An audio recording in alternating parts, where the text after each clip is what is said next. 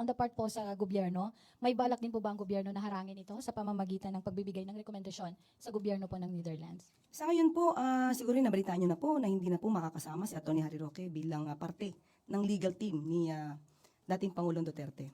Siguro po kung sinabi man niya na nandoon siya, hindi siya uuwi dahil i-represent niya ang kanyang presidente, mas maganda po siguro na unahin niya munang i-represent yung sarili niya, ipagtanggol ang sarili niya bago magtanggol ng ibang tao. Well, anyway, patungkol po sa kanyang asylum, kapag po siguro mayroon ng warrant of arrest at kung siguro pong may kaso na po talaga siyang kriminal na kakaharapin po sa korte, dyan lang po na magre-react ang palasyo. Christian Yusores, Radyo 630. Yusek, may mga lumutang po na mga panibagong kahinahinalang pangalan na di umano ay nakatanggap noong confidential funds ng OVP, and base po sa isang report, 24 na in total yung mga pangalan. Ano po yung reaksyon o komento ng palasyo sa development na to? Kung ito man po ay na-discovery po, siguro po mas paigtingin pa po talaga ang pag-iimbestiga patungkol po dito. Bakit po? Kasi karapatan po ng taong bayan malaman kung saan po talaga ginagasta ang pera, no? Ang pondo ng bayan, ang kaba ng bayan, kung saan po nadadala.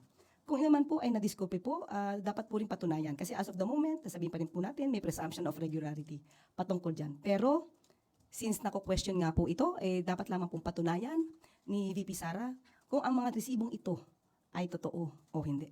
May efforts po bang gagawin din ang gobyerno para mapauwi po si VP Sara dito sa Pilipinas bilang may mga ganito nga pong complaints na kinakaharap siya and nasa Netherlands po siya ngayon? Tingin ko dapat po isipin po niya na kailangan din po siya ng Pilipinas bilang vice presidente. Siya po dapat ay nagtatrabaho hindi lang para sa kanyang ama, although na acceptable po at maiintindihan po natin sa ngayon ang kanyang nararamdaman. Pero tandaan din po niya, sinasabi niya po, milyon na Pilipino ang bumoto sa kanya at kailangan din po niyang pagsilbihan ito. Thank you po. Maricar Sargan, Brigada FM. Good afternoon po, Yusek. Sa isa pong Facebook Live kagabi, nabanggit ni Davao City Mayor Baste Duterte or dinescribe niya na parang binabanggit niya na mahirap yung sitwasyon daw nila ngayon na parang sinisingle out sila ng presidente and parang targeted daw po sila ng Marcos administration. Sinabi po ba niya na parang? Ang Bisaya kasi pero ang pagkakabanggit niya is mahirap talaga na targeted daw sila and sinisingle out ng mahirap kapag ka sinisingle out ka ng presidente. Parang ganun yung pagkakasabi niya. Okay. Pag ba sinisingle out, ibig po ba sabihin gusto niya mas marami pang madamay? Tandaan po natin sa warrant of arrest, ang dating Pangulong Duterte ay describe bilang indirect co-perpetrator.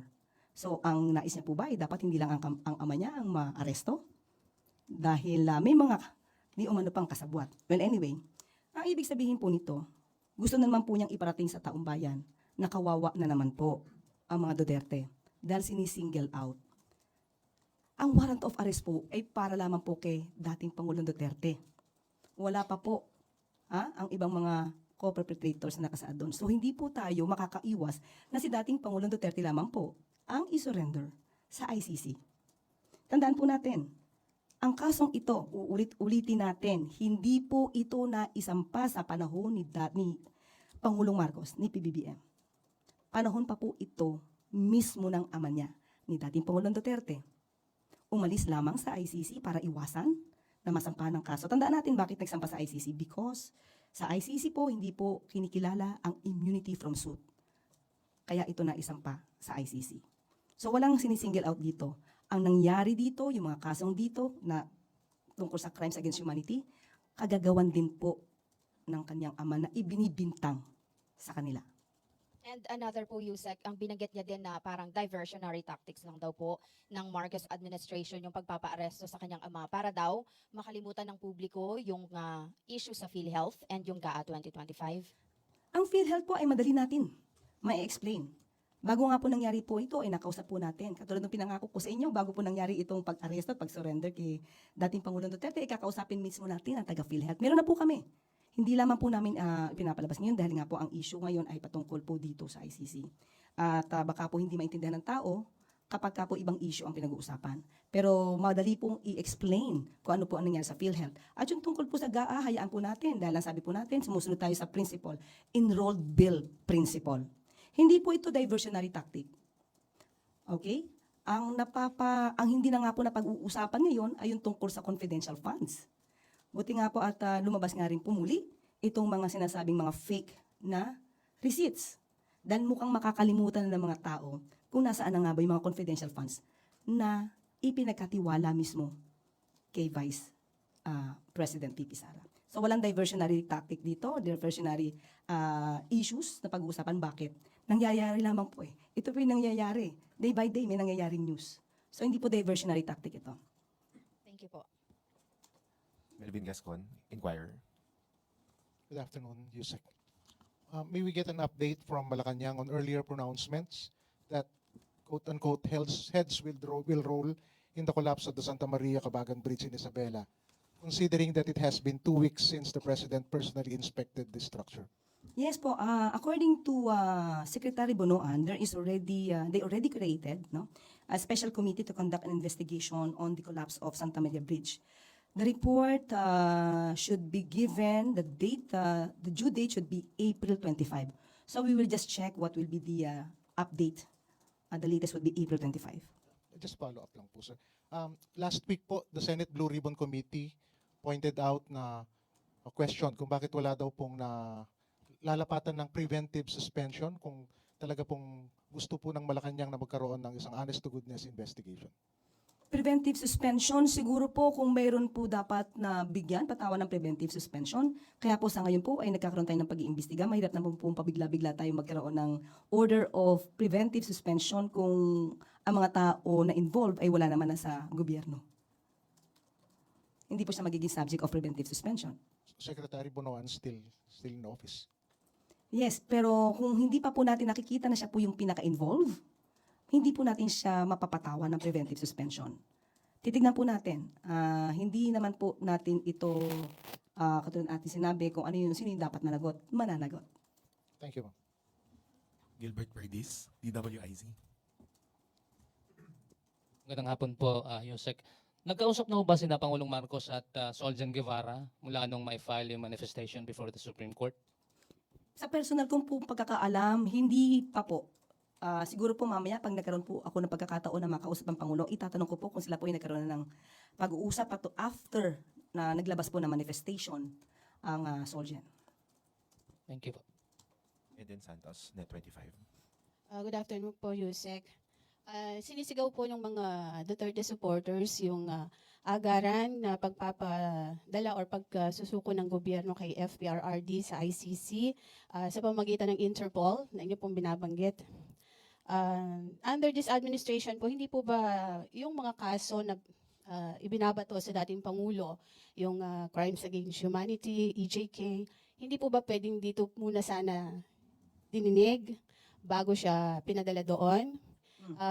Ito po ba ay parang pag-amin or parang tinatanggap ba ng ating administrasyon o gobyerno na may problema po sa ating justice system? Kaya walang nangyaring mga pagdinig muna dito bago sana sa ICC na wala pong jurisdiction sa Pilipinas gaya po ng sinasabi ng ating Pangulong Marcos. Walang jurisdiction after the withdrawal. We have to be clear on that, okay? Now, siguro po kung meron mang issue patungkol sa hindi pagsampa ng kaso dito sa bansa patungkol sa crimes against humanity, mas magandang tanungin natin yung nakaraang administrasyon.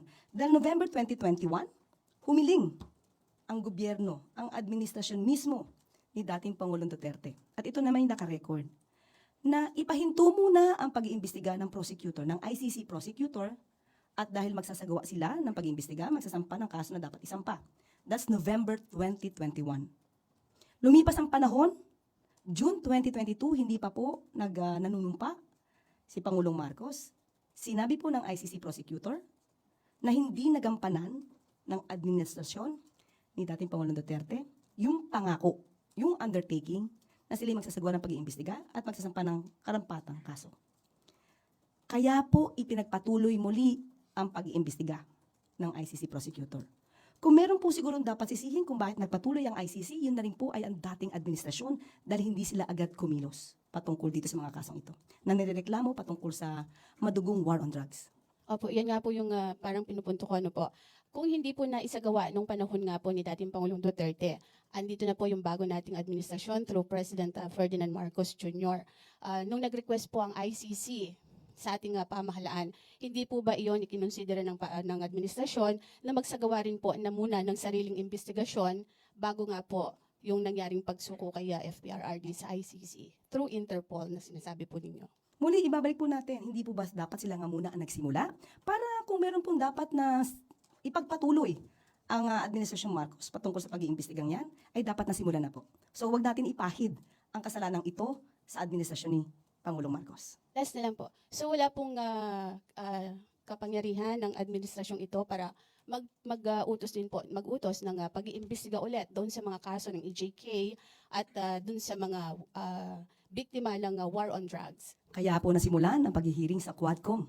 At doon natin nalaman at doon na ibulaslas kung ano ba ang nangyari sa panahon ni dating Pangulong Duterte. Bago tayo magtapos, ulitin po natin ang mga good news. Ilang benepisyaryo ng Pantawid Pamilyang Pilipino Program or 4Ps mula sa mga lungsod ng Navotas at Malabon ang nakatanggap ng bagong mobile cellphones mula sa Department of Social Welfare and Development, katuwang ang Globe Telecom, GCash at G-Exchange Incorporated. Bahagi ito ng programang iPanalo ang kinabukasan, isang digital financial initiative ng 4Ps na naglalayong turuan ang mga benepisyaryo kung paano gamitin ang makabagong teknolohiya sa paghawak ng kanilang pera at ayuda, lalo na sa mga nasa malalayong lugar. Isang hakbang ito patungo sa mas inklusibo or inklusibo at makabagong paraan ng pagtulong sa ating mga kababayang nangangailangan sa pamamagitan ng teknolohiya. Mas magiging mabilis, epektibo at ligtas ang pagtanggap nila ng suporta mula sa pamahalaan. At dito po rin tatapos ang ating briefing. Maraming salamat po na kanyang press corps at magandang hapon para sa Bagong Pilipinas.